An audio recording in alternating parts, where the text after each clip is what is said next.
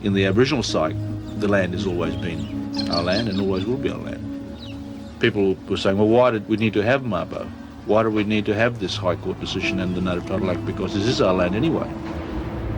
We now have the chance of legislating away the fiction of terra nullius, basing our national social policy with Aboriginal Islander people on a truth rather than a lie.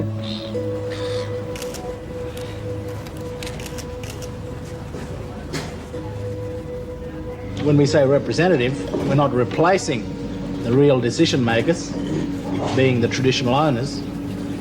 Rather, we're just taking instructions from people. We take our instructions from our senior people in the community.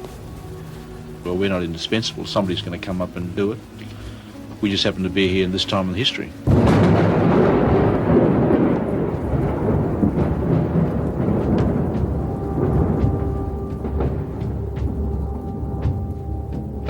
Cabinet prepares for a last-ditch meeting to resolve native title, the likely outcome has already been branded by Aborigines as a racist sellout to the states. The compromise that was going to be reached was a denial of human rights under the Racial Discrimination Act. So you've been betrayed?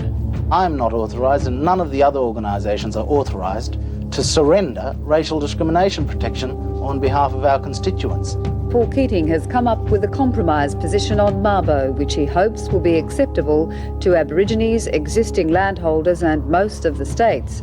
The plan would leave the Racial Discrimination Act intact while maintaining the states' rights to land management. This legislation proposed by the government does not in any way bear upon valid leases over formerly Crown land for primary industry purposes. Does not in any way.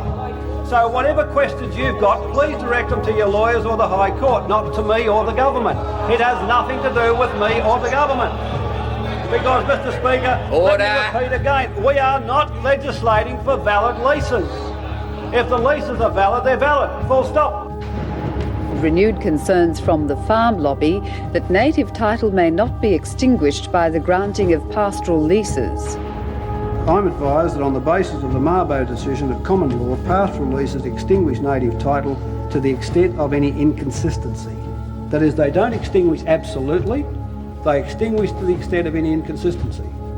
There's been widespread support for Federal Cabinet's Mabo package, ensuring its passage through Parliament. We support the government's package as it's been outlined to us.